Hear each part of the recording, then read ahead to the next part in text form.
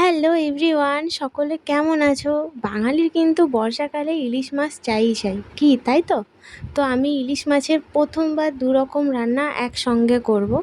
তো প্রথমে ওটা পরে বলছি কি কি রান্না করব। প্রথমে দেখো, আমি নুন হলুদ তেল দিয়ে মাছগুলোকে ম্যারিনেট করে নিচ্ছি। তো যেটা বলছিলাম রান্না করব কি কি, একটা হচ্ছে ফ্রাই পাতুরি আর একটা হচ্ছে ইলিশ মাছের পাতলা ঝোল। তো চলো ম্যারিনেট করে রেখে দিই। দেন আমার ম্যারিনেট করা হয়ে গেছে, সাইডে আমি সরিয়ে রাখবো।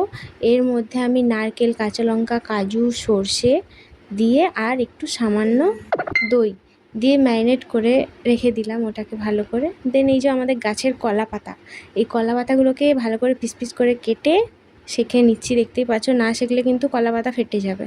দেন ওর মধ্যে একটা করে মাছ দিচ্ছি, প্রথমে সর্ষে, তারপরে মাছ, তারপরে আবার সর্ষে, দিন তেল, কাজু আর একটা কাঁচা লঙ্কা দিয়ে ভালো করে বেঁধে নিচ্ছি, যাতে কোনো রকমভাবে খুলে না যায়। ঠিক আছে, সেটা তোমরা জানো নিশ্চয়ই, পাতুরি খেয়েছো সকলেই, তো বেশিরভাগ মানুষই খেয়েছে, জানে। তো এরকম করে একটা একটা করে আমি দেখছো প্যাক করে নিচ্ছি। আমার বাবা বেঁধে দিচ্ছে, আমি তো পারছি না বাঁধতে।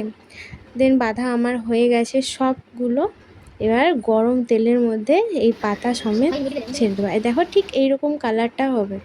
দেন ভাজা হয়ে যাওয়ার পর এই দেখো আমার ছোট্ট মামার রাখির গিফট, দেখতে পেলে কত ক্লিপ আর রাবার ব্যান্ড, মানে প্রচুর গিফট। আর এই যে গরম গরম মাছ আমি পাতুরি সার্ভ করেছি, দেন খাচ্ছি, সেরা। আর হ্যাঁ, ট্রাই করতে কিন্তু ভুলো না। আর একটা, প্রত্যেকটি বাইটে কিন্তু জাস্ট ওয়াও ছিল। মাছটা ভীষণ টেস্টি, ভীষণ, আর রান্নাটাও খুব সুন্দর হয়েছিল। নিজে করেছি বলে তা না, সত্যি সত্যি। টাটা।